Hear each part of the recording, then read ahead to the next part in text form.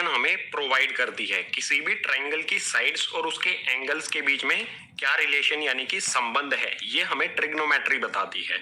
Trigonometry 3 Greek word से बना है, ट्राई, गोन, मेट्रोन। ट्राई का मीनिंग होता है 3, गोन का मीनिंग होता है साइड्स और मेट्रोन का मीनिंग होता है मेजर यानी कि 3 साइड्स का मेजरमेंट।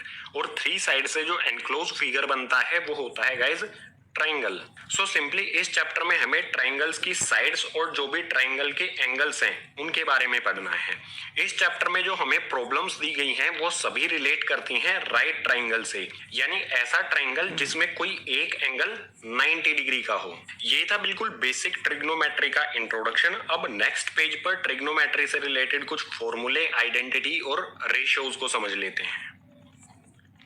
ट्रिग्नोमेट्रिक रेशियोज, इसमें सबसे पहले एक ग्रीक सिंबल की बात कर लेते हैं। ये है एक ग्रीक सिंबल जिसे कहा जाता है थीटा। थीटा होता क्या है ट्रिग्नोमेट्री में?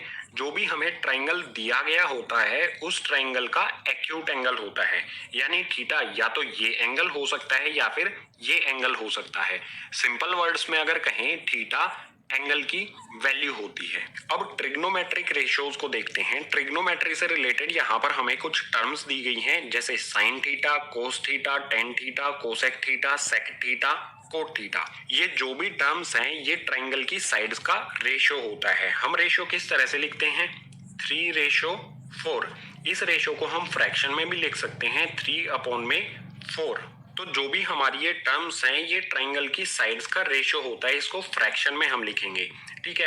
अब सिंपली अगर हम थीटा, अगर हमारा एंगल थीटा जो है वो एंगल सी है, हमने क्या किया, जो हमारा ये ट्रायंगल है ABC, इसमें हमने थीटा ले लिया एंगल सी को, ये वाला हो गया हमारा थीटा। अब हमेशा थीटा के अपोजिट जो साइड है वो होती है P4 परपेंडिकुलर, और थीटा जो है इसके साथ वाली साइड, थीटा के साथ वाली साइड है ये होती है हमेशा B यानी कि बेस। और 90 डिग्री के अपोजिट जो साइड है ये AC, ये होती है हमेशा हाइपोटेनियस, जिसे कैपिटल LH से शो करते हैं। अब साइन थीटा होता है ट्रायंगल की साइड का रेशो। कौन कौन सी साइड का रेशो होता है? परपेंडिकुलर और हाइपोटेनियस का। साइन थीटा को हम यहाँ पर लिखेंगे परपेंडिकुलर अपॉन में हाइपोटेनियस। अब सिंपली इस वाले ट्रायंगल में हमारा परपेंडिकुलर क्या है? अगर हमने एंगल सी को थीटा लिया है तो परपेंडिकुलर होगा हमारा AB और हाइपोटेनियस हो जाएगा AC। सो साइन थीटा हमारा आ जाएगा AB अपॉन में AC। बिल्कुल इसी तरह से यहाँ पर है कोस थीटा। कोस थीटा कौन सी साइड्स का रेशो होता है? बेस अपॉन में हाइपोटेनियस। सो यहाँ पर मैं सिंपली लिख सकता हूँ B अपॉन में H, और यहाँ पर बेस क्या है इस ट्रायंगल में? थीटा के साथ वाली साइड होती है बेस, सो ये है BC, और हाइपोटेनियस हमेशा सेम रहता है AC। तो ये आ जाएगा गाइस BC अपॉन में AC।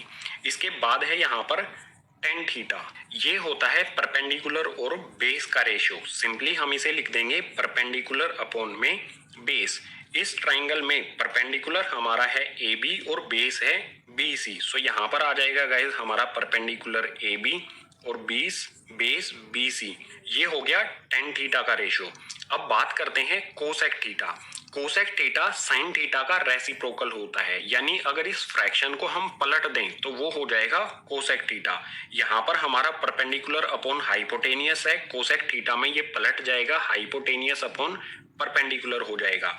बिल्कुल इसी तरह से कोस थीटा सेक थीटा का रेसिप्रोकल होता है, या फिर ये भी कह सकते हैं सेक थीटा कोस थीटा का रेसिप्रोकल होता है। जो भी ये हमारा फ्रैक्शन है, जो भी ये रेशो है बेस अपॉन हाइपोटेनियस, इसको पलट देंगे तो वो हो जाएगा सेक थीटा। सो सेक थीटा में आ जाएगा हाइपोटेनियस अपॉन में बेस। और इसी तरह से कोट थीटा टेन थीटा का रेसिप्रोकल होता है। यहाँ पर परपेंडिकुलर अपॉन बेस है तो यहाँ हो जाएगा गाइस बेस अपॉन में परपेंडिकुलर।